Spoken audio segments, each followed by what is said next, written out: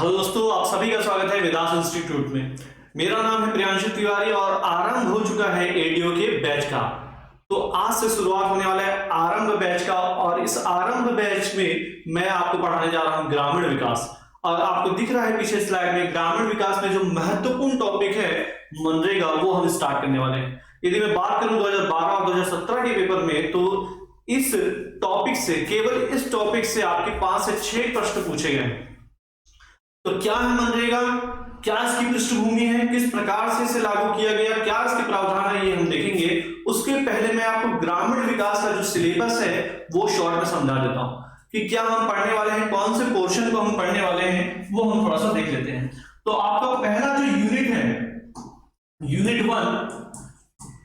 Unit one में आपका ग्रामीण विकास से संबंधित योजनाओं के क्रियान्वयन के बारे में दिया गया है।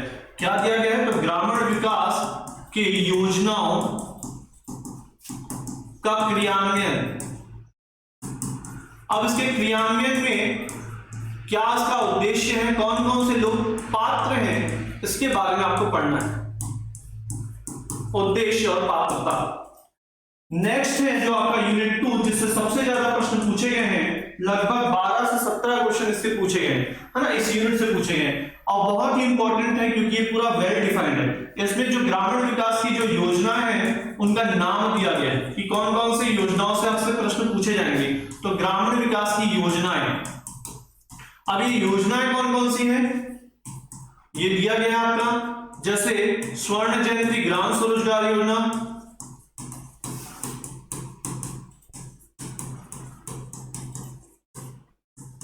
मनरेगा है ना, महात्मा गांधी राष्ट्रीय ग्रामीण रोजगार योजना, इंदिरा आवास योजना जो एक्सटेंड हो गई प्रधानमंत्री आवास योजना बनी। मतलब इसके बाद इंदिरा आवास योजना के बाद आपका चालू हुआ प्रधानमंत्री आवास योजना 2016 में, है ना। एक एक करके देखेंगे कौन सी योजना बंद हुई, कब तक चली और उसकी जगह पे कौन सी योजनाएं आई। नेक्स्ट है आपका प्रधानमंत्री ग्राम सड़क योजना,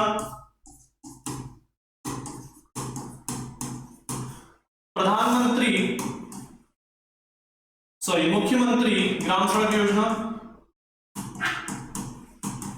मुख्यमंत्री गौरव पथ योजना। इसके अलावा आम आदमी बीमा योजना से भी रिलेटेड एक योजना है बीमा योजना। अब आम आदमी जो बीमा योजना है उसको एक्सटेंड करके कौन सी योजना लाई गई, जैसे प्रधानमंत्री जीवन ज्योति योजना, प्रधानमंत्री सुरक्षा योजना, है ना, जीवन सुरक्षा योजना। तो ये योजनाएं भी हम क्या करेंगे, देखेंगे। नेक्स्ट आपको पढ़ना है सूचना का अधिकार अधिनियम आरटीआई 2005 के बारे में आपको पढ़ना है। नेक्स्ट आपको पढ़ना है यूनिट है आपका सोशल ऑडिट, सामाजिक अंकेक्षण। क्या होता है सामाजिक अंकेक्षण, दल क्या होता है सामाजिक अंकेक्षण की तैयारी किस प्रकार की जाती है, ये सब चीजें हम इस यूनिट में देखेंगे। नेक्स्ट है आपका यूनिट जिसमें हम जल प्रबंधन, है ना, वाटर मैनेजमेंट कार्यक्रम, वाटर मैनेजमेंट प्रोग्राम के बारे में देखेंगे। जल प्रबंधन कार्यक्रम, यहां से भी प्रश्न पूछे गए हैं, ध्यान रखेंगे ना। सभी यूनिट को वेटेज दिया गया है, उसमें से सबसे ज्यादा जो इंपॉर्टेंट है जो योजनाएं हैं उनको दिया गया है और उसमें हम आज पहला टॉपिक मनरेगा पढ़ने वाले हैं। ठीक है, तो ये एक योजना से भी बढ़कर है अधिनियम।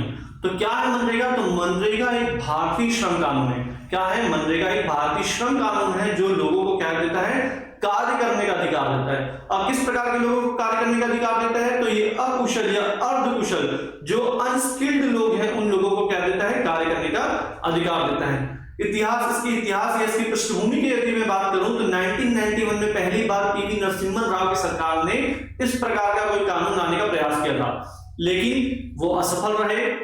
बाद में यदि मैं बात करूं तो 2005 में इस अधिनियम को पारित किया गया। तो ऐसे दो प्रश्न आपके बनते हैं, आपको जो दो डेट है वो याद रखना है। कौन कौन से जो दो डेट है वो याद रखना है? तो पहला आपको याद रखना है 25 अगस्त 2005।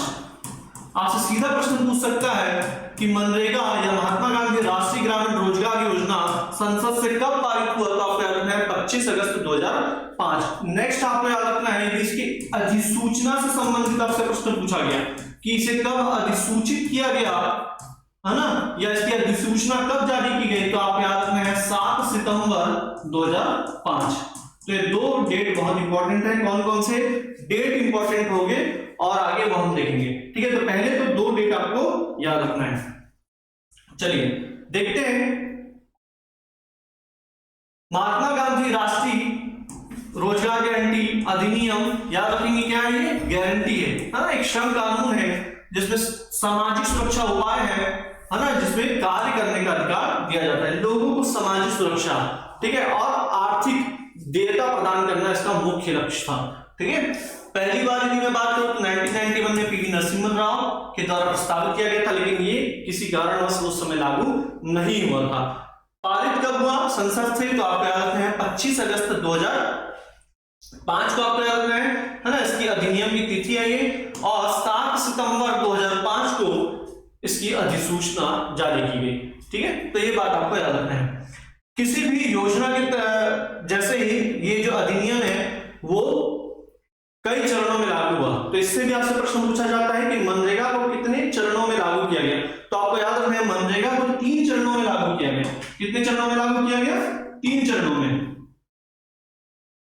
अब इन 3 चरणों को आपको याद रखना है ना, इसमें कौन कौन सी चीजें आपको याद रखनी है वो हम देखते हैं। इन 3 चरणों में आपको 3 डेट पहले, है ना, 3 डेट आपको पहले याद रखना पड़ेगा। तो सबसे पहले आपको याद रखना है 2 फरवरी 2006, इसके बाद आपको याद रखना है 1 अप्रैल 2007। मेरे साथ ही याद करते जाएंगे, जिस प्रकार से मैं चीजों को याद कराऊंगा उस प्रकार से आप याद करेंगे तो आपका ये टॉपिक क्या हो जाएगा, कंप्लीट हो जाएगा, बाद में आपको पढ़ने की जरूरत नहीं रहेगी, ठीक है। कहानी जैसे ना सुने, चीजों को यही क्लास में याद करते जाए।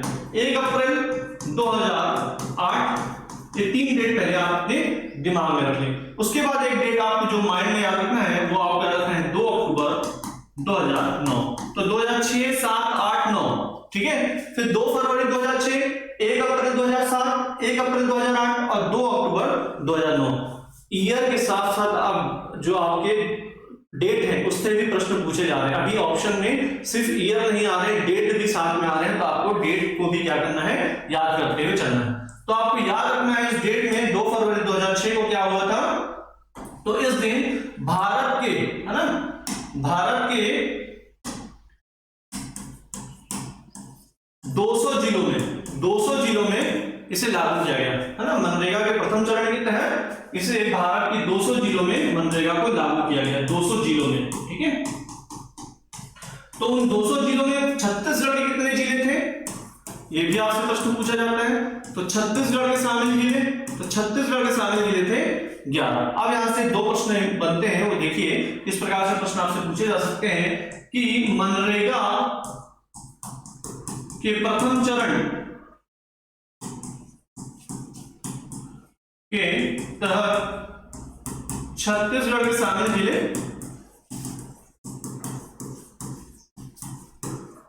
कितने थे, तो आपको याद रखना है ऑप्शन यदि दिया है जैसे 4, बी ऑप्शन है आपका 11, डी है 13 और सी है आपका 12। कौन सा आंसर हो सकता है, तो आपको अभी आपने पढ़ा दिया। तो ये जो प्रश्न इजी है, बहुत आसान है, यदि इस प्रकार का प्रश्न आपसे पूछा जाएगा, लेकिन यही प्रश्न बहुत कठिन सा प्रतीत होता है जब आपसे जिले के नाम पूछ दिए गए। इसी प्रश्न को यदि उठाया गया प्रथम मनरेगा के प्रथम चरण के तहत छत्तीसगढ़ के शामिल जिलों मैं प्रश्न को थोड़ा सा चेंज कर रहा हूं, शामिल जिलों में कौन नहीं है, जिलों में कौन नहीं। अब यदि आपको ऑप्शन दिया गया, ए ऑप्शन है कोरिया, बी ऑप्शन है महासमुंद, डी ऑप्शन है, सी ऑप्शन है बस्तर और अगला है आपका राजनांदगांव। अब आपको ये जो प्रश्न है थोड़ा सा कठिन सा प्रतीत होने लगेगा। तो चलिए उन 11 जिलों के नाम भी याद कर लेते हैं किसी ट्रिक के द्वारा, जिससे आपको इस प्रकार के क्वेश्चन भी क्या हो जाए, बनने लगे। तो उन जिलों को याद करते हैं। सबसे पहले छत्तीसगढ़ जिले का निर्माण कर लेते हैं और उन जिलों को लोकेट कर लेते हैं जो उन 11 जिलों के तहत क्या थे, शामिल थे। चलिए, तो आप याद रखना है, नीचे से 3 जिले, ऊपर से 3 जिले। नीचे से 3 जिले, ऊपर से 3 जिले बोलने का मतलब क्या है, तो आपको याद रखना है सरगुजा संभाग से 3 जिले। कौन कौन से जिले हैं, तो कोरिया जिला, सरगुजा जिला और जसपुर जिला, ये 3 जिले आपको याद रखना है। नीचे से कौन से जिले हैं, तो कांकेर जिला, दंतेवाड़ा जिला और बस्तर जिला। ठीक है, कांकेर, दंतेवाड़ा, बस्तर 3 जिले नीचे से हैं, बस्तर संभाग से 3 जिले ऊपर से हैं, कोरिया, सरगुजा, जसपुर, 3 हो गए। 2 जिले आपको बिलासपुर से याद रखने हैं। ठीक है, बिलासपुर जिले से, बिलासपुर संभाग से 2 जिले आपको याद रखना है। एक है आपका रायगढ़, बिलासपुर संभाग से रायगढ़ हो गया और एक बिलासपुर हो गया। इसके अलावा आपको याद रखना है कवर्धा और राजनांदगांव, ये 2 आपको याद रखना है। दुर्ग संभाग से कवर्धा और राजनांदगांव 2 यहां से हो गए और एक मात्र आपको याद रखना है रायपुर संभाग से धमतरी जिला। तो ये टोटल 11 जिले प्रथम चरण में शामिल थे। मैं एक बार फिर से आपको बता देता हूं कौन कौन से जिले शामिल थे। तो ऊपर से 3 कौन कौन से हैं, तो कोरिया, सरगुजा, जसपुर। नीचे से बस्तर संभाग से तो कांकेर, बस्तर, दंतेवाड़ा। बिलासपुर संभाग से 2 याद रखना है, बिलासपुर और रायगढ़। दुर्ग संभाग से 2 याद रखना है, राजनांदगांव और कवर्धा। और रायपुर संभाग से आपको एक जिला याद रखना है, वो कौन सा जिला है, तो धमतरी। इस प्रकार से आपको 11 जिलों के नाम याद हो जाएंगे और ये जो प्रश्न है आपका वो अब आपसे बन जाएगा। ठीक है, तो आप अब पढ़िए कौन सा जिला प्रथम चरण में शामिल नहीं था, तो आपको दिख रहा होगा महासमुंद। ठीक है, महासमुंद जिला शामिल नहीं था। आगे चलते हैं। अब सेकंड जो डेट है वो आपको याद रखना है 1 अप्रैल 2007 में। तो भारत के 130 नए जिलों को शामिल किया गया और छत्तीसगढ़ के 4 नए जिलों को शामिल किया गया। अब इन 4 जिलों को आपको याद रखना होगा। ठीक है, यदि उसी प्रकार का प्रश्न यदि आपसे पूछा गया तो 4 जिले कौन कौन से हैं उसके लिए आप एक कोड याद रख लीजिए, राम, कोरबा, जाट। ठीक है, राम, कोरबा, जाट। तो राम से रायपुर, म से महासमुंद, कोरबा आपको दिख ही रहा है और ज से जांजगीर चांपा। तो कौन कौन से 4 जिले शामिल हैं, तो लिख लीजिए इसको, रायपुर, महासमुंद, कोरबा और जांजगीर चांपा। आई होप आपको याद हो गया होगा। ठीक है, जांजगीर चांपा। अब 1 अप्रैल 2008 को पूरे देश में लागू हुआ, है ना, पूरे देश में लागू हुआ। तो यहां से एक प्रश्न बनता है, पूरे छत्तीसगढ़ में भी पूछे तो देश का ही पार्ट है छत्तीसगढ़, तो पूरे छत्तीसगढ़ में या पूरे देश में किस तिथि को लागू हुआ, तो आपको याद रखना है पूरे देश में लागू हुआ था 1 अप्रैल 2008 को। तो इस प्रकार से आपको याद रखना है मनरेगा 3 चरणों में किस प्रकार से लागू हुआ। अब 2009 के पहले जो मनरेगा है उसका नाम मनरेगा नहीं था, नरेगा था। बोलने का मतलब है उसमें जो पहला वर्ड है महात्मा गांधी, उसे कब जोड़ा गया, ये भी प्रश्न आपसे पूछा जाता है। तो आपको याद रखना है नरेगा का नाम मनरेगा कब रखा गया, ये भी आपसे प्रश्न पूछा जाता है। तो 2 अक्टूबर 2009। इतनी चीजें आपको क्या करनी है, याद रखनी है ना। चलिए इन सभी चीजों को हम स्लाइड में क्लिक करके देख लेते हैं। तो ये आपका मनरेगा के चरण है। प्रथम चरण, पहला चरण 2 फरवरी 2006 आंध्र प्रदेश के अनंतपुर जिले से प्रारंभ हुआ। भारत के 200 जिले शामिल थे, छत्तीसगढ़ के 11 जिले। छत्तीसगढ़ के 11 जिले कौन कौन से हैं, बस्तर, दंतेवाड़ा, कांकेर, ये मैंने 3 नीचे से बताए थे, है ना। कोरिया, सरगुजा, जसपुर, ये 3 ऊपर से। राजनांदगांव, कबीरधाम, ये दुर्ग संभाग से। बिलासपुर, रायगढ़, ये मैंने बिलासपुर संभाग से बताया था और रायपुर संभाग से एक धमतरी जिला। इसके बाद आपको याद रखना है दूसरा चरण 1 अप्रैल 2007, भारत के 130 जिले, छत्तीसगढ़ के 4 जिले शामिल थे, है ना, राम, कोरबा, जा, रायपुर, महासमुंद, कोरबा और जांजगीर चांपा, ये चारों जिले शामिल थे। पूरे भारत में या पूरे छत्तीसगढ़ में कब लागू हुआ? तो 1 अप्रैल 2008 से देश के सभी जिलों में ये योजना को क्या लागू कर दिया गया। इसके अलावा आपको 2 अक्टूबर 2009 याद रखना है, नरेगा का नाम मनरेगा रखा गया। किस मंत्रालय के द्वारा मनरेगा का संचालन किया जाता है या किस मंत्रालय के अधीन आता है महात्मा गांधी राष्ट्रीय ग्रामीण रोजगार योजना? तो आप याद रखना है ग्रामीण विकास मंत्रालय, है ना, ग्रामीण विकास मंत्रालय, मिनिस्ट्री ऑफ रूरल डेवलपमेंट के अंतर्गत ये योजना आती है। ये प्रश्न आपसे एडीओ के एग्जाम में पूछा जा चुका है, ठीक है, ये उसका ध्यान रखना मंत्रालय का साइन है। अब है इसमें उद्देश्य हम पहले देख चुके हैं, अर्धकुशल या अकुशल लोगों को रोजगार प्रदान करना, इस प्रकार के जो गरीबी रेखा के नीचे जीवन यापन कर रहे हैं ऐसे लोगों को, ठीक है, इतनी बातें आपको याद रखना है। चलिए अब इस योजना को जब पारित किया गया था तो कुछ महत्वपूर्ण प्रावधान दिए गए थे, है ना, किस प्रकार से इसका क्रियान्वयन हो गया, कितनी राशि दी जाएगी, है ना, तो इन चीजों को हम देखने वाले हैं। यहां से आपसे प्रश्न पूछे जाते हैं। तो सबसे पहले बात आपको याद रखना है, इसे दो पार्ट में पढ़ेंगे, पहला भारत और दूसरा छत्तीसगढ़, है ना, इस पॉइंट ऑफ व्यू से पढ़ेंगे। तो आपको याद रखना है जो भारत में जो इस अधिनियम के तहत रोजगार दिया जाता है तो वो 100 दिनों का रोजगार दिया जाता है और 150 दिनों का रोजगार दिया जाता है। कब किसे किस प्रकार का रोजगार दिया जाता है ये हम देखेंगे। तो आपको याद रखना है 100 दिनों का रोजगार किसके दिया जाता है? तो सामान्य क्षेत्रों में 100 दिनों का रोजगार, है ना, ये गारंटी है कि 100 दिनों का रोजगार दिया जाएगा। और दुर्गम, पहाड़ी और आईएपी जिलों में, पहाड़ी या अनुसूचित क्षेत्रों में,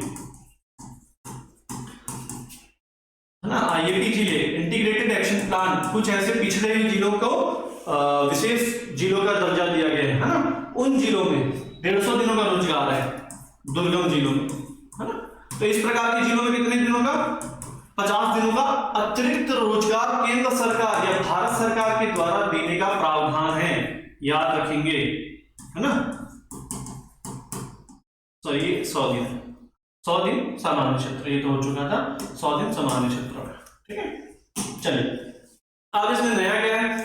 अब जो राज्य सरकार है ना, केंद्र सरकार के 100 दिनों के रोजगार के बाद राज्य सरकार यदि चाहे तो एक्स्ट्रा जो रोजगार है वो दे सकती है। लेकिन जब वो एक्स्ट्रा रोजगार जो देगी किसी भी परिवार को, तो याद रखना है, यहाँ पे पहली बात याद रखना है, ये जो 100 दिनों का रोजगार मिलेगा वो रोजगार दिया जाएगा किसी परिवार को, ठीक है। जैसे परिवार है, कोई परिवार है, मान लीजिए कोई व्यक्ति है मुंगेरी लाल, ओके, मुंगेरी लाल के परिवार में मान लीजिए 4 लोग हैं, है ना, उसकी पत्नी है, उसका भाई है, उसका एक बेटा है, तो 4 लोगों को मिलाकर 100 दिनों का रोजगार दिया जाएगा, ना कि किसी एक अकेले को। ये बात आपको ध्यान रखना है। तो दो चीजें आपको समझ में आई, 100 दिनों का रोजगार मिलेगा और 150 दिनों का रोजगार मिलेगा। भारत सरकार के द्वारा 100 दिनों का रोजगार दिया जाएगा, सामान्य क्षेत्रों में 150 दिनों का रोजगार दिया जाएगा, दुर्गम या आईपी जिलों में। अब छत्तीसगढ़ इसमें नया क्या कर रही है? तो छत्तीसगढ़ ने वर्ष 2013-14 में, अब मैंने आपको पहले ही बताया केंद्र सरकार ने फ्री कर दिया था। क्या फ्री कर दिया कि भैया आप चाहते हो यदि तो क्या करो, एक्स्ट्रा रोजगार दो, हमें कोई दिक्कत नहीं है, लेकिन उसका जो एक्स्ट्रा जो रोजगार देने का जो वहन आएगा, जो खर्चा आएगा, है ना, वित्त का जो खर्चा आएगा वो राज्य सरकार को ही हैंडल करना पड़ेगा। उसमें भारत सरकार के द्वारा किसी भी प्रकार की सहायता राशि नहीं दी जाएगी। तो वर्ष 2013-14 से जहां भारत में सामान्य क्षेत्रों में परिवार को 100 दिनों का रोजगार दिया जाता था, वहीं 2013-14 से छत्तीसगढ़ में सामान्य परिवार को या सामान्य क्षेत्रों के परिवार को 150 दिनों का रोजगार दिया जाता है। ये बात आपको याद रखना है, ठीक है। 50 दिनों का एक्स्ट्रा रोजगार दिया जाता है। चलिए, तो इतनी बातें कम से कम क्या करना है, आपको याद रखना है, ओके, ठीक है। ये भी प्रश्न आपसे पूछा जाता है। इसको स्लाइड में देख लेते हैं। काम की जो गारंटी है एक वित्तीय वर्ष में, ठीक है, ये जो 100 दिनों का रोजगार है वो कितने दिनों में दिया जा रहा है? तो एक वित्तीय वर्ष में इच्छुक ग्रामीण परिवार के एकाधिक कुशल अकुशल, है ना, एकाधिक अकुशल वयस्क तो 100 दिनों का रोजगार की कानूनी गारंटी देता है।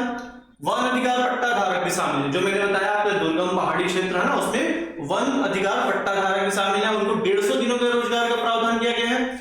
इसके अलावा आपको याद रखना है जो प्रधानमंत्री आवास योजना के तहत आवास का जो निर्माण किया जा रहा है उसे भी मनरेगा से क्या कर दिया गया है, जोड़ दिया गया है।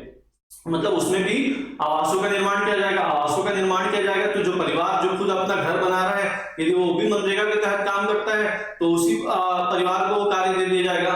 यदि किसी ऐसे व्यक्ति का घर बन रहा है जो मनरेगा के तहत कार्य नहीं करता है तो दूसरे व्यक्ति को उस आवास योजना के तहत और मनरेगा के तहत मिलाकर कार्य दे दिया जाएगा। तो कितने दिनों का एक्स्ट्रा कार्य दिया जाता है प्रधानमंत्री आवास योजना के तहत? तो आपको याद रखना है प्रधानमंत्री आवास योजना के तहत, है ना, जिसमें मनरेगा के साथ मिला दिया गया है, मर्ज कर दिया गया है।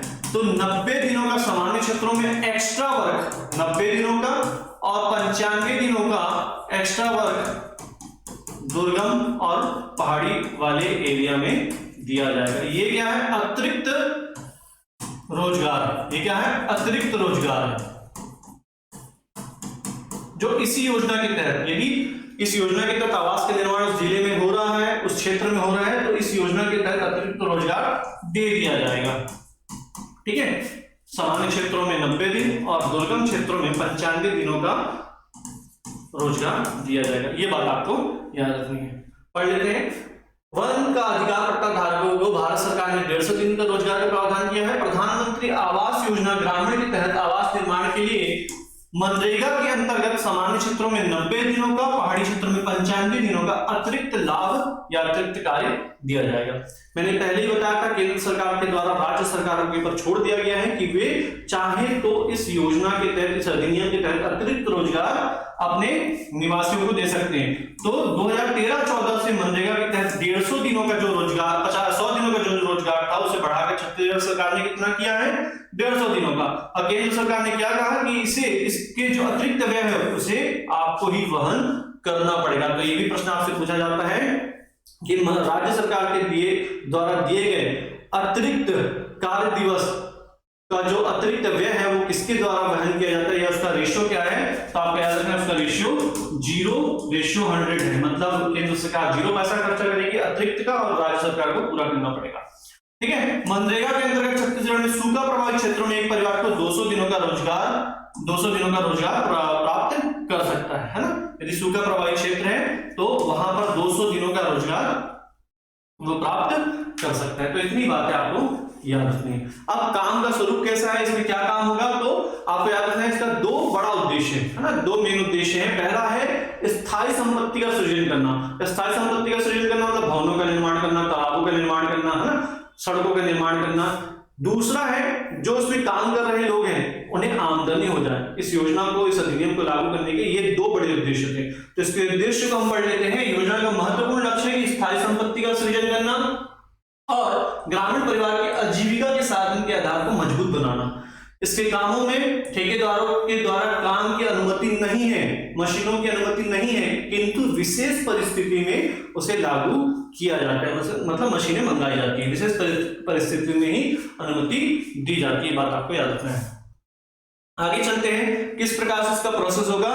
तो यदि किसी व्यक्ति के द्वारा, मान लीजिए मुंगेरी लाल क्या करता है, मनरेगा के तहत यदि कार्य चाहता है और वो यदि आवेदन करता है तो उसे आवेदन देने के 15 दिनों के अंदर रोजगार प्राप्त हो जाना चाहिए। इस अधिनियम में दिया गया है ना। इस अधिनियम का क्या महत्वपूर्ण प्रावधान है, यह भी आपसे प्रश्न के रूप में पूछा जाता है। किसी व्यक्ति के द्वारा मनरेगा के तहत कार्य प्राप्त करने के आवेदन के कितने दिनों के भीतर उसे रोजगार उपलब्ध हो जाना चाहिए। तो आपको याद रखना है 15 दिनों के भीतर उसे रोजगार प्राप्त हो जाना चाहिए। यदि मुंगेरी लाल को रोजगार प्राप्त नहीं हुआ, मान लिए, तब क्या होगा, तब उसे बेरोजगारी भत्ता दिया जाएगा। ठीक है, उसे क्या किया जाएगा, जैसे पीएससी के अभ्यर्थियों को बेरोजगारी भत्ता दिया जा रहा है उसी प्रकार मनरेगा के तहत भी क्या किया जाएगा, इसे बेरोजगारी भत्ता दिया जाएगा। ठीक है, बेरोजगारी भत्ता भी आपको 2 पार्ट में याद रखना है। यदि 30 दिनों तक, है ना, 30 दिनों तक मतलब 30 दिन के ऊपर नहीं हुआ तो 30 दिनों तक भी रोजगार प्राप्त नहीं हुआ, 30 दिनों तक पहले याद रखना 1/4, लेकिन अब रोजगार मिले उसको 30 दिनों से ऊपर हो गया तब आपको याद रखना है आधा मतलब हाफ, 1/4 और हाफ, इस प्रकार से याद रखना है। प्रथम 30 दिन के लिए, मतलब अभी उसको रोजगार नहीं मिला है, 30 दिन हो गए, तो 30 दिनों तक उसे 1/4 का मतलब जैसे 204 रुपए वर्तमान मजदूरी दर है, तो 1/4 मतलब इसका क्या होगा 51 रुपए, 51 रुपए प्रतिदिन के हिसाब से उसे क्या होगा बेरोजगारी भत्ता प्राप्त होता रहेगा। लेकिन 30 दिन हो गए उसके बाद भी उसे मजदूरी नहीं मिली, मतलब रोजगार नहीं मिला, तो उसे आधा मतलब 102 रुपए प्रतिदिन उसे प्राप्त होता रहेगा बेरोजगारी भत्ता। तो ये आपसे प्रश्न के रूप में पूछे जाते हैं, याद रखना है, सभी डेट इंपॉर्टेंट है ना। चलिए आगे चलते हैं। अगला है कार्य का क्षेत्र, तो आपको याद रखना है जो कार्य का जो क्षेत्र होगा वो 5 किलोमीटर है ना। जो व्यक्ति जिस गांव के ग्राम पंचायत के तहत उसका जॉब कार्ड बना है, जॉब कार्ड क्या है हम आगे देखेंगे, तो उस कार्य क्षेत्र के उस ग्राम पंचायत के 5 किलोमीटर के दायरे में उसे कार्य मिलना आवश्यक है। यदि नहीं मिलता है तो उसे जैसे कहीं दूर जाना पड़ रहा है तो उसे बेरोजगारी मतलब एक्स्ट्रा जो अतिरिक्त वहन हो रहा है जो वो अतिरिक्त मजदूरी उसे क्या की जाएगी, दी जाएगी। ये बात आपको याद रखना है, ठीक है। महिला प्राथमिकता, तो यदि महिला जो इसमें महिलाओं को कितनी प्राथमिकता दी जाएगी, तो जितने भी मजदूर इसमें तय किए जाएंगे उसकी 1/3 क्या होनी चाहिए, महिला होनी चाहिए, ठीक है। 1/3 क्या होनी चाहिए, महिला होनी चाहिए, ये बात आपको याद रखना है, ये प्रश्न आपसे पूछा जाता है। अब मातृत्व भत्ता किस प्रकार से दिया जाता है, तो किसी महिला ने यदि 50 दिवस तक कार्य किया है ना, यदि 50 दिवस तक कार्य किया है तो उसे 1 माह का मातृत्व भत्ता अवकाश दिया जाता है, ठीक है। तो मातृत्व अवकाश भत्ता दिया जाता है, ये बात आपको याद रखना है। इसमें कंडीशन पूछी जाती है कि 1 माह का मातृत्व अवकाश भत्ता यदि प्राप्त करना है किसी महिला को तो उसे कम से कम कितने दिनों तक कार्य करना है। यदि उसने 50 दिनों तक कार्य किया है ना, एक वित्तीय वर्ष में 50 दिनों का कार्य किया है, और यदि वो गर्भवती हो गई और यदि वो मातृत्व अवकाश भत्ता चाहती है तो 1 माह का मातृत्व अवकाश भत्ता चाहती है, तो ये पहले देखा जाएगा कि उसने 50 दिनों तक कार्य किया है कि नहीं किया है। तो ये बात आपको याद रखनी है कि कम से कम वो 50 दिन तक कार्य की हो एक वित्तीय वर्ष में, ठीक है। वर्तमान में 204 रुपए प्रतिदिन मजदूरी भत्ता है। तो ये प्रश्न बनते हैं, इन बातों को आपको क्या करना है, याद रखना है। 1/3 महिला होनी चाहिए, यदि किसी महिला को 1 माह का मातृत्व अवकाश भत्ता चाहिए तो उसे कम से कम 50 दिन तक कार्य करना हो, ठीक है। 5 किलोमीटर तक के दायरे में ही कार्य मिले, यदि दूर मिलता है तो उसे अतिरिक्त जो मजदूरी है वो दी जाएगी। इतनी बातें आपको याद रखना है। अब आपको याद रखना है कि किस प्रकार से जो मजदूरी है ना, मजदूरी मतलब जो पैसा है वो ट्रांसफर किया जाएगा, तो बैंकों के द्वारा या डाकघरों के द्वारा पैसा दिया जाएगा।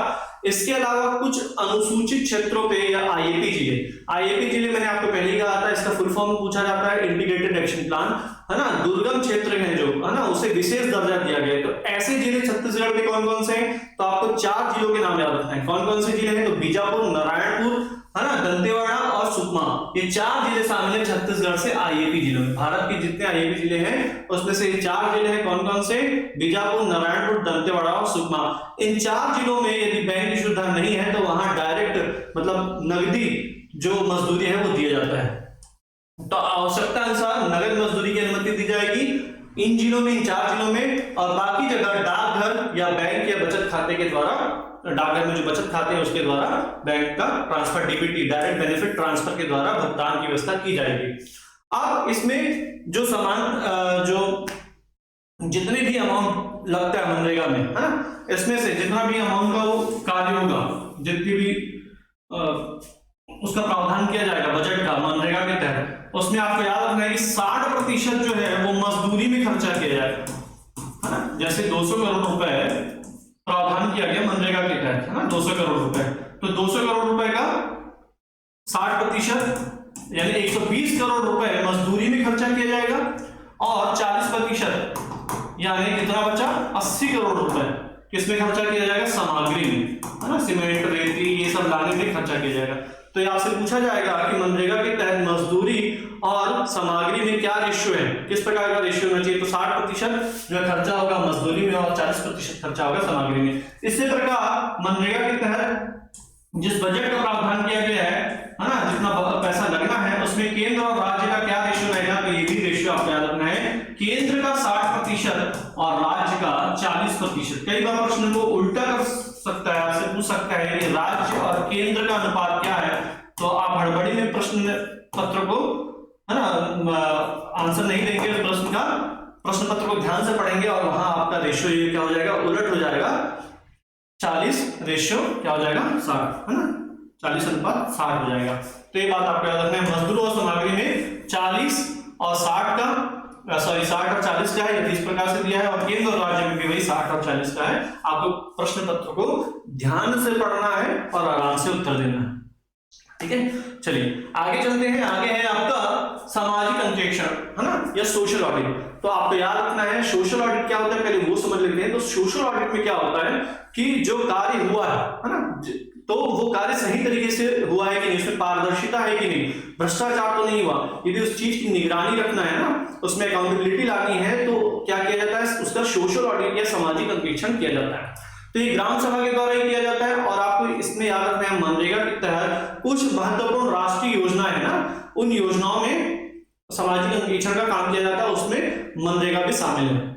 तो मनरेगा में जब सोशल ऑडिट किया जाएगा तो आपको याद रखना है साल में 2 बार, है ना, साल में 2 बार और 6 माह में कम से कम 1 बार सोशल ऑडिट मनरेगा के तहत होना चाहिए। ये प्रश्न आपसे पूछा जाता है, मनरेगा के तहत सामाजिक अंकेक्षण का कार्य 6 माह में कम से कम कितनी बार होना चाहिए, तो 1 बार, साल में कितनी बार होना चाहिए, तो 2 बार। ये बात आपको याद रखनी है, ठीक है। भारत सरकार के निर्देशानुसार पारदर्शिता हेतु स्वतंत्र सामाजिक अंकेक्षण इकाई का गठन किया जाता है। इसे हम सोशल ऑडिट वाले चैप्टर में पढ़ेंगे कि सामाजिक अंकेक्षण का दल क्या होता है, किस प्रकार से उसे तैयार किया जाता है, उसकी तैयारियां क्या होती है, ये सब हम देखेंगे। अभी सिर्फ आपको याद रखना है मनरेगा के तहत 6 माह में 1 बार और साल में 2 बार सामाजिक अंकेक्षण करवाया जाता है। अब आगे चलते हैं, आपको याद रखना है धारा 27, ठीक है। कुछ इंपॉर्टेंट धाराएं हैं, वहां पे मैं आपको बताते चलूंगा, उसको आपको याद रखना है। तो धारा 27 के तहत लोकपाल का गठन किया गया है। लोकपाल भी क्या करती है, तो लोकपाल छत्तीसगढ़ में पहली बार तो कितने लोकपाल का गठन किया गया है, तो आपका याद रखना है 17 लोकपालों का गठन किया गया है, नियुक्ति की गई है, और 17 प्रादेशिक क्षेत्र स्थापित किया गया है ना।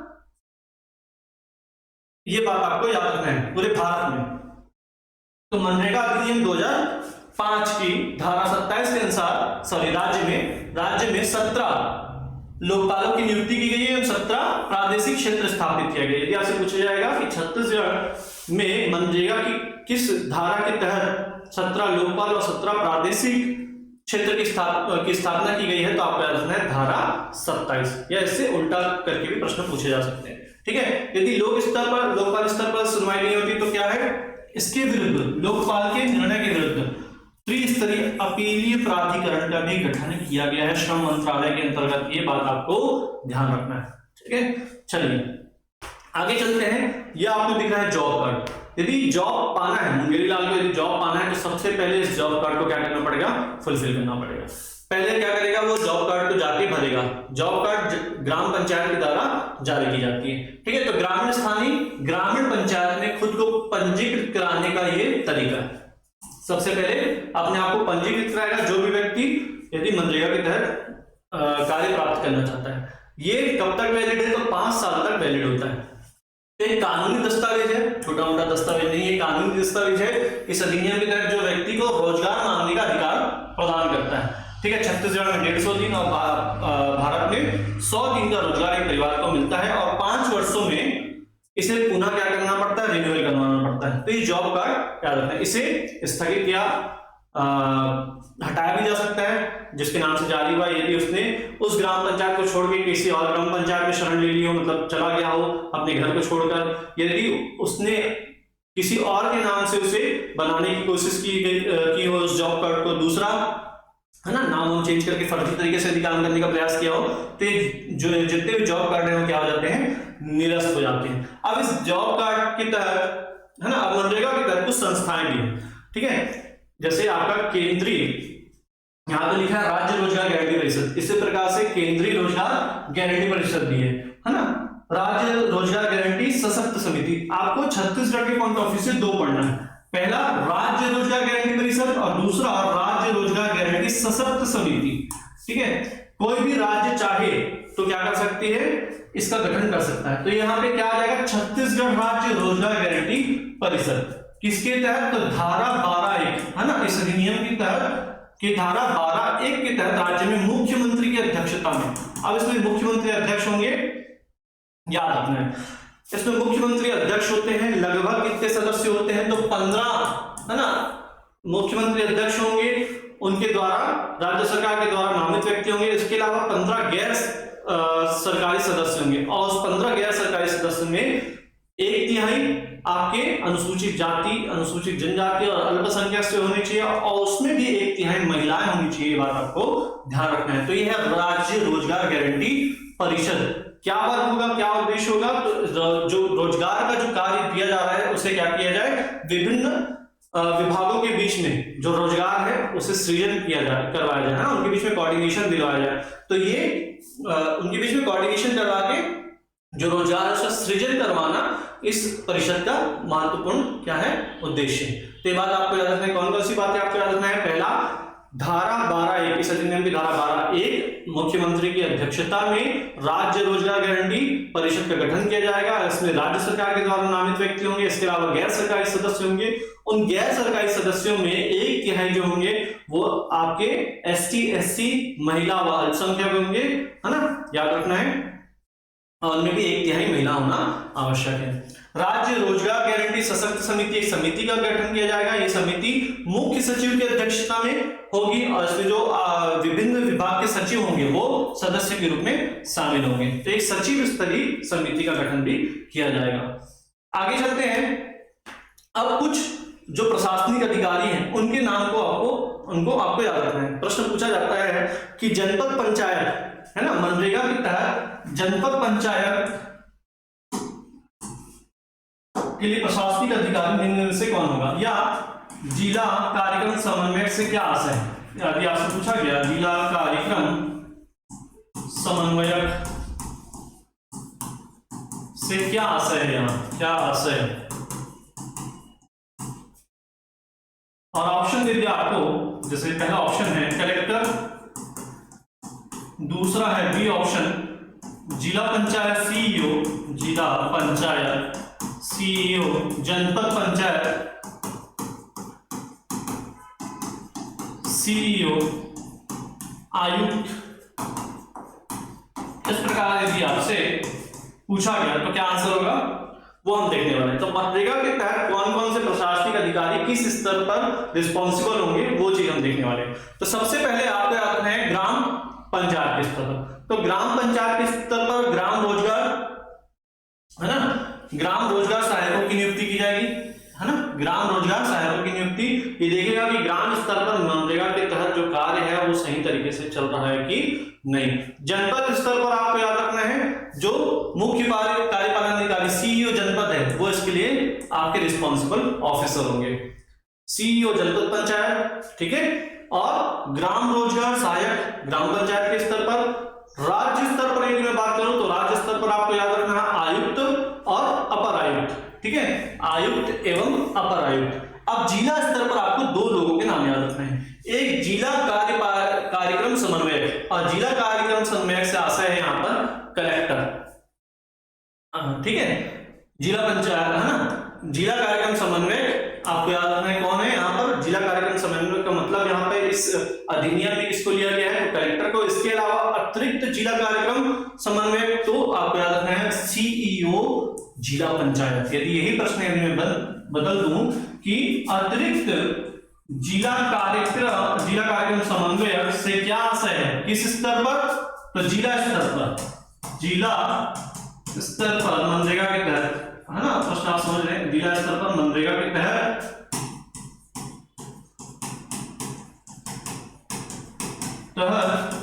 जिला कार्यक्रम समन्वयक से क्या आशय है, तो ये आपका जो उत्तर है वो क्या हो जाएगा, चेंज हो जाएगा, और यहां पर जो जिला पंचायत CEO है वो अतिरिक्त जिला कार्यक्रम समन्वयक के रूप में आ जाएंगे। तो यहां से प्रश्न पूछे जाते हैं, इस प्रकार के प्रश्न आपको देखने मिलेंगे, ठीक है। देखिए हर चीज को आपको छोटी से छोटी बातें को, है ना, और बड़ी से बड़ी बातों को लेते हुए चलना है ना, हर चीज आपके लिए एक प्रश्न के रूप में आएगा फाइनली, तो वो आपको मार्क्स दिलाएगा। तो मैं जिस प्रकार से पढ़ा रहा हूँ, जिन चीजों को कवर करा रहा हूँ, उन चीजों को उसी प्रकार से कवर आपको करना है। इसके अलावा भी और भी चीजें आएंगी जो MCQ के फॉर्म में हम आपके लिए लाते रहेंगे। ठीक है, तो आगे चलते हैं। ग्राम पंचायत, मनरेगा के तहत ग्राम पंचायत या ग्राम सभा के कार्य करने क्या है, ग्राम सभा का कार्य। तो जो मुंगेरी लाल है वो अपनी मांग रखेगा कि मुझे रोजगार चाहिए, तो वो अपनी मांग पहले कहां रखेगा, ग्राम सभा में। ग्राम सभा की जब बैठक होती है, ग्राम सभा मतलब क्या है ना, पंचायती राज में मैं आपको पढ़ाऊंगा, उसमें हम देखेंगे ग्राम सभा की कृत्य क्या है, ग्राम सभा किस प्रकार से बनती है, किसे ग्राम सभा बोला जाता है ना, तो वो सब हम देखेंगे। पहले बात आपको याद रखना है, ग्राम सभा में कौन से लोग शामिल होते हैं, तो उस गांव में रहने वाले पंजीकृत लोग, है ना, जिनका नाम मतदाता सूची में है, वैसे लोग ग्राम सभा के सदस्य होते हैं। तो जो व्यक्ति यदि उस ग्राम का होगा तो उसका नाम मतदाता सूची में होगा, मतलब ग्राम सभा में उसका नाम होगा। यदि उसका नाम ग्राम सभा में है तो वो क्या करेगा, ग्राम सभा में जाकर सबसे पहले मांग करेगा। ठीक है, एक पॉइंट को ध्यान से रखना, ये अपने आप में प्रश्न बनते हैं कि मनरेगा के तहत जो रोजगार की मांग है वो कहां रखी जाती है, तो ग्राम पंचायत, ग्राम सभा, जिला पंचायत, जनपद पंचायत, तो आप क्या करते हैं, ग्राम सभा में इसकी मांग की जाती है। ग्राम सभा देखती है कि मुंगेरी लाल या जो भी व्यक्ति है वो इस ग्राम का सदस्य है कि नहीं, इस ग्राम सभा का सदस्य है कि नहीं, यदि है तो स्वीकृति दी जाती है, नहीं है तो नहीं दी जाती। फिर निष्पादन व निगरानी। अब जो ग्राम सभा है वो क्या करती है, सामाजिक अंकेक्षण का कार्य इसी के द्वारा किया जाता है। याद रखना, सबसे इंपॉर्टेंट प्रश्न है आपका, सामाजिक अंकेक्षण के कार्य, देखिए यहां नीचे लिखा हुआ है, सामाजिक अंकेक्षण का कार्य ग्राम सभा करती है। इसके अलावा निगरानी व निष्पादन भी किसके द्वारा किया जाता है, तो ग्राम सभा। ग्राम सभा बीच बीच में जितने भी दस्तावेज है उसका अध्ययन करते रहती है। तो निष्पादन व निगरानी किसी भी कार्य का, है ना, मांग, स्वीकृति, सामाजिक अंकेक्षण, सब क्या है, ग्राम सभा के कार्य है, बात आपको याद रखना है। अब ग्राम पंचायत के कार्य, तो ग्राम पंचायत का क्या कार्य है, तो जॉब कार्ड। प्रश्न पूछा जाता है कि जॉब कार्ड किसके द्वारा बनाया जाता है या किसके द्वारा जारी किया जाता है, तो जॉब कार्ड बनाया जाता है ग्राम पंचायत के द्वारा। कोई भी व्यक्ति ऑनलाइन इसे क्या कर सकता है, आवेदन कर सकता है, ऑनलाइन आवेदन कर सकता है। यदि उसका नाम उस सूची में होगा, है ना, तो उसे रोजगार दे दिया जाएगा। ग्राम सभा की बैठक होगी, है ना, ग्राम सभा की, देखिए ये ग्राम पंचायत के कार्य है ना, ग्राम पंचायत के कार्य। यहां तक आपको समझ में आया, ग्राम जॉब कार्ड जारी करेगा मनरेगा के तहत, ऑनलाइन आवेदन करने पर उसे रोजगार प्रदान किया जाएगा ग्राम पंचायत के द्वारा। ग्राम सभा की बैठक करवाने का कार्य किसका है, तो ग्राम पंचायत ही ग्राम सभा की बैठक करवाती है ना। सरपंच और पंच क्या होते हैं, रिस्पॉन्सिबल होते हैं, सरपंच और सरपंच। फिर ग्राम सभा की सहायता करेगी किसी कार्य में, यदि सोशल ऑडिट करवाना है तो ग्राम सभा ऐसा नहीं, ग्राम पंचायत ऐसा कार्य नहीं करेगी कि वो भाग गई। सोशल ऑडिट करवाना है तो उसकी जो तैयारियां होंगी उसमें पूरा हेल्प करने का कार्य, है ना, सहायता करने का कार्य ग्राम पंचायत करेगी। ये बात आपको याद रखना है। प्रचार करवाएगी कि किस दिन सोशल ऑडिट होना है, तो उस तरीके से पूरी सहायता करने का कार्य मनरेगा के तहत ग्राम पंचायत करेगी। जनपद पंचायत और जिला पंचायत का किसी प्रकार का कोई महत्वपूर्ण कार्य नहीं है, लेकिन एक इंपॉर्टेंट कार्य है निगरानी रखने का, है ना। तो मनरेगा के तहत जितने भी कार्य हो रहे हैं उस कार्य की निगरानी करने का जो कार्य है वो जनपद और जिला पंचायत के द्वारा किया जाता है। अब इंपॉर्टेंट है आपका अगला क्या है, अगला टॉपिक क्या है, मनरेगा के तहत कौन कौन से क्रियाकलाप किए जाते हैं, कौन कौन से कार्य किए जाते हैं। आपने बहुत नॉर्मली जो लोग गांव में रहते हैं वो जानते भी होंगे, है ना, किस प्रकार के कार्य होते हैं। तो जल संरक्षण और जल संग्रहण का कार्य किया जाता है, तालाबों की खुदाई करवाई जाती है, सूखा बचाव, है ना, वनों और वृक्षारोपण किया जाता है, सिंचाई नहरों के साथ सूक्ष्म एवं लघु सिंचाई के कार्य किए जाते हैं, छोटे छोटे नालों का निर्माण।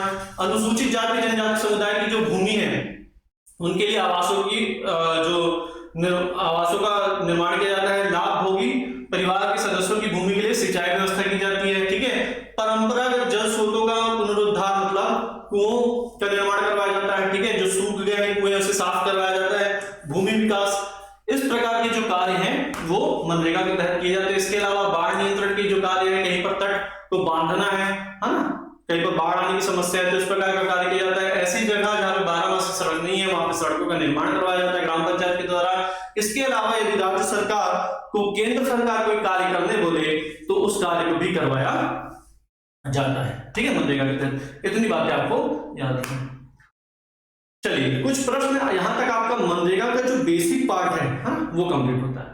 अब हम जो देखने वाले हैं, जो आपको शायद ही कहीं पर एक साथ इस प्रकार से देखने को मिले, तो मनरेगा के संबंधित कुछ नई योजनाएं हैं, ठीक है, जो आपसे प्रश्न पूछे जा सकते हैं। उन सभी योजनाओं को और प्रणालियों को मैंने शामिल करने का प्रयास किया है। चलिए, तो उन्नति परियोजना, जियो मनरेगा ऐप, क्षेत्र अधिकारी ऐप, जन मनरेगा ऐप, NEFMS, सिक्योर प्रणाली और बीएफपी प्रणाली क्या है, क्यों है? तो देखिए, अब सरकार के द्वारा सोचा गया कि जो अर्धकुशल अकुशल लोग हैं इन्हें यदि थोड़ा सा क्या कर दिया जाए, स्किल्ड कर दिया जाए ना, यदि इन्हें कौशल प्रदान कर दिया जाए तो इनकी जो आमदनी प्राप्त करने की जो क्षमता है वो क्या हो जाएगी, बढ़ जाएगी। जैसे कोई ईटा उठा रहा है उसे थोड़ा सा सिखा दी, मिस्त्री बना दी, तो बाद में मिस्त्री बन के राजमिस्त्री जैसे कहलाते हैं, तो उनकी जो आमदनी होती है वो ज्यादा होती है। तो उन्नति कार्यक्रम के तहत क्या किया गया, 2019 में इन्हें कौशल, थोड़ा सा कुशलता प्रदान की गई, ट्रेनिंग दिया गया। तो दिसंबर 2019 आपको याद रखना है, मनरेगा श्रमिकों के कौशल में वृद्धि करना। क्या याद रखना है आपको, जो अकुशल लोग हैं उन्हें क्या करना, थोड़ी सी ट्रेनिंग देकर उनकी आमदनी में वृद्धि करवाना। ओके, फिर नेक्स्ट है आपका जियो मनरेगा। जियो मनरेगा है 2016-17 आपको याद रखना है, पारदर्शी बनाने के लिए ग्रामीण विकास विभाग के द्वारा यह सॉफ्टवेयर तैयार किया गया था। ठीक है, इसमें जो जानकारी है उस कार्य से संबंधित कि कितना खर्चा होने वाला है, क्या होने वाला है, कितने सदस्य वहां काम कर रहे हैं, इस प्रकार की जो जानकारी है वो जियो मनरेगा के ऐप में डालना, मतलब जानकारी प्राप्त होने लगेगी। ठीक है, तो इसका आपको डेट पूछ सकता है कि जियो मनरेगा ऐप कब लागू किया। इसमें दो है, याद रखेंगे, एक है आपका जियो मनरेगा और एक है जन मनरेगा। इसमें से ये जन मनरेगा आपने सुन रखा होगा। तो जियो मनरेगा ऐप कब आया, किस लिए आया? तो जियो मनरेगा ऐप भ्रष्टाचार को रोकने के लिए या मनरेगा के तहत हो रही कार्य की जानकारी प्राप्त करने के लिए। जबकि जन मनरेगा है ये कोविड के दौरान आया था। ठीक है, 2021 में से लाया गया था कोविड के दौरान, कि अपने आसपास के क्षेत्र में मनरेगा के तहत कार्य को प्राप्त किया जा सके। तो जन मनरेगा क्या है, 23 अगस्त 2021, डेट याद रखेंगे, बहुत इंपॉर्टेंट है। ठीक है, उन्नति कब है, तो दिसंबर 2019। जियो मनरेगा है 2016-17, 23 अगस्त 2021 को है जन मनरेगा। ठीक है, कोरोना काल के दौरान प्रवासी मजदूरों को रोजगार से जोड़ने के लिए, जो किसी राज्य में जा चुके हैं, है ना, जो लोग गए थे, जो लोग फंस गए थे, उन लोगों को क्या किया गया, रोजगार प्रदान करवाने के लिए इस जन मनरेगा ऐप को प्रारंभ किया गया। ठीक है, उसमें इसरो की सहायता ली गई थी।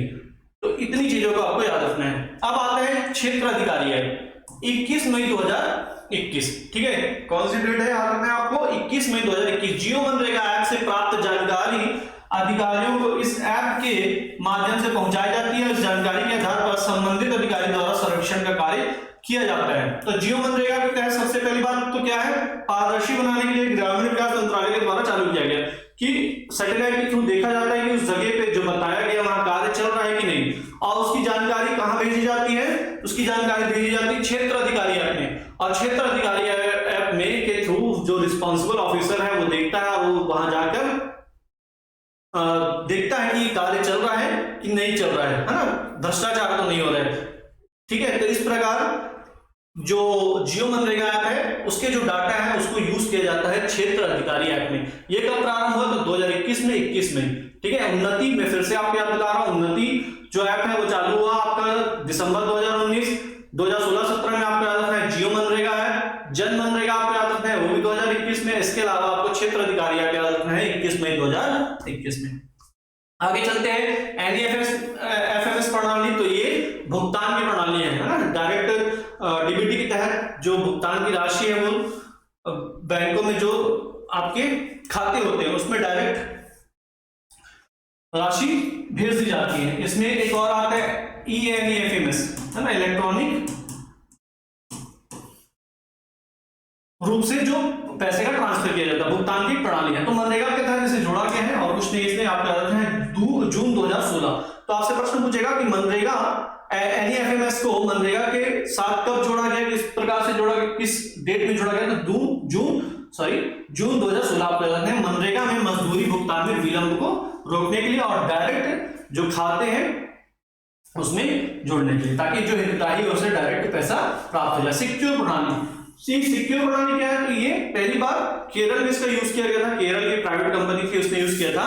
इसका नाम है software for estimate calculation using for rural employments. इसमें क्या किया जाता है, किसी कार्य को यदि करवाना है, मान लीजिए किसी तालाब का निर्माण करवाना है, तो उस तालाब के में कितना खर्चा आएगा, कितना उसका एरिया होगा, क्या होगा, ये पूरा डाटा डाल देने के बाद मतलब उसके जो खर्चे हैं और सामग्री जितना लगना है वो मिल जाता है इस प्रणाली से। ठीक है, तो मनरेगा के तहत, तो मनरेगा में इसे यूज किया जा रहा है। मनरेगा के तहत आवंटित कार्यों में लगने वाली वित्त का आकलन है ना, इतना बड़ा तालाब बनाना है तो इतनी सामग्री लगेगी, ये पूरा चीज डालने के बाद उसके डायमेंशंस पूरे डालने के बाद कितना खर्चा आएगा ये हमें सिक्योर प्रणाली के तहत प्राप्त हो जाता है। तो ये बात आप कह सकते हैं सिक्योर प्रणाली का भी यूज मनरेगा के तहत किया जाता है। और अंत में आपका बीएफटी प्रणाली, है ना, बेयरफुट टेक्नीशियन, ये कौन होते हैं? तो ये हेल्पर होते हैं, इन्हें प्रशिक्षण दिया जाता है लगभग 90 दिनों का।